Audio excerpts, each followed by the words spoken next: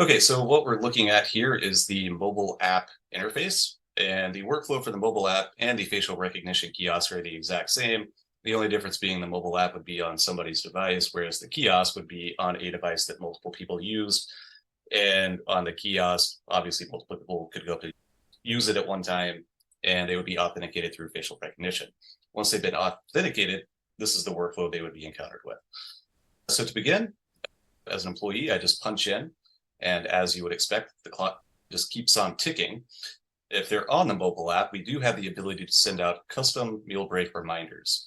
So you can customize exactly what these say and what time they go out into an employee's shift. So in this example, we're sending an alert out at 4 hours and 45 minutes to try to remind the employee to take their meal break prior to the 5th hour of their shift.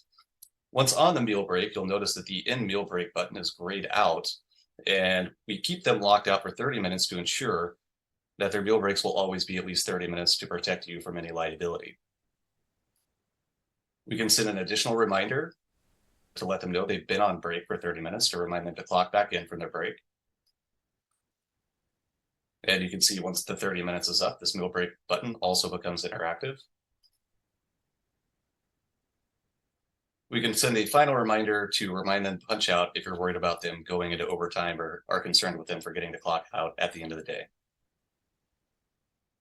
Once clocked out, they'll be presented with a shift overview screen. This shows all of their key punches throughout the day, when they clocked in, started their meal break, ended their meal break, and clocked out at the end of the day.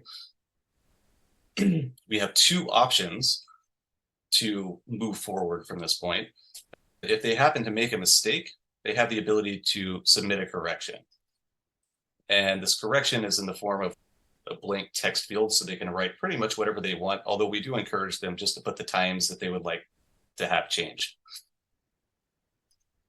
If they approve the shift, they get what we call the daily attestation. This language is customizable, but the basic idea is to have them attest that they took their meal breaks on time, they were given the opportunity to take their paid rest breaks, and that they were not injured. And if they were, that they should leave a note or contact their supervisor.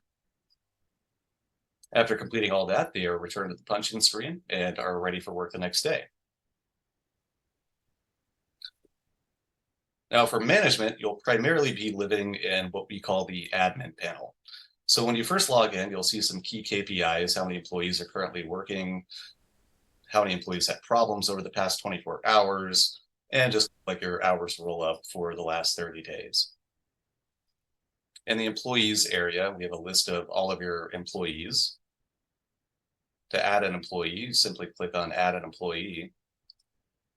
And to get started, you really only need a first name and last name and a password. If you wanted to collect additional information about them, you absolutely could store that here as well.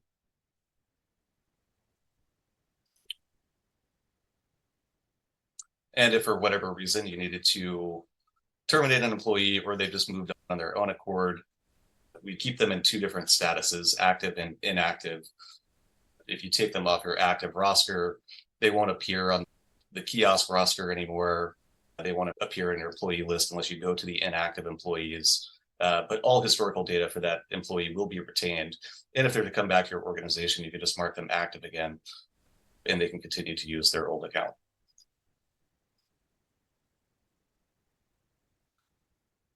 The vast majority of the time that you'll spend in the application will actually be within time cards. So at a glance, you'll see all of your employees and how much time they've worked over a given date range. We break this out into regular overtime and double overtime if applicable. And you'll also notice that some of their names are highlighted. I can filter down to those highlighted employees by clicking on Show Deviations. And within Show Deviations, we have a couple different colors. You'll see a light red color and an orange color. The light red indicates that the employee has either left a note or they forgot to clock out and the system ultimately punched them out at 16, 17 hours. If it's in orange, then there's a potential meal infraction. That would mean that they had a late meal, started the meal after the 5th hour, or they failed to take the meal altogether. But what we're doing is trying to draw your attention to any problems on a day-to-day basis. That way they can be rectified, and that makes processing payroll a lot easier. So if we go in here, we can see that Tuesday the 3rd is the culprit. There's a red dot here, and it looks like this employee left a comment.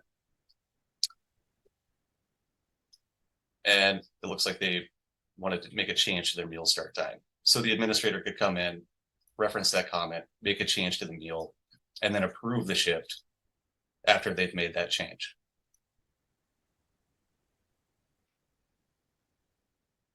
Editing times and adding times is also a very simple process. These cells here for punch in, meal start, meal in, and punch out operate just like Excel cells. And they also take shorthand. So if I wanted to add a shift, say from 8 to 5 with a lunch from 12 to 1, I could just simply type in 8A, 12P, 1P, and 5P.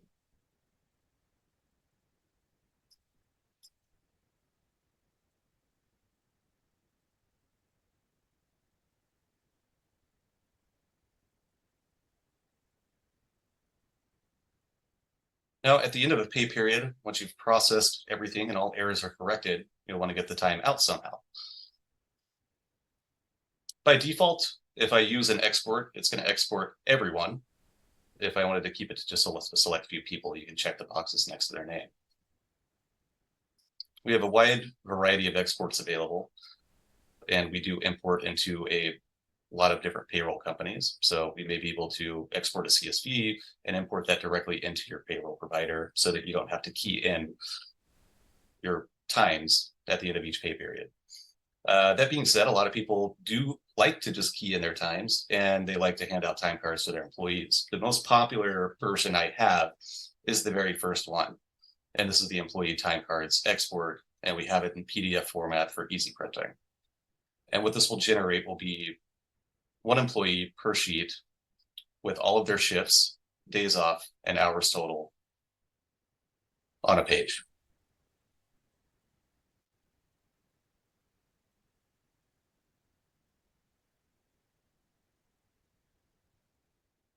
That is the 10,000-foot view of Worksana. If you have any questions, feel free to reach out to us. Thanks.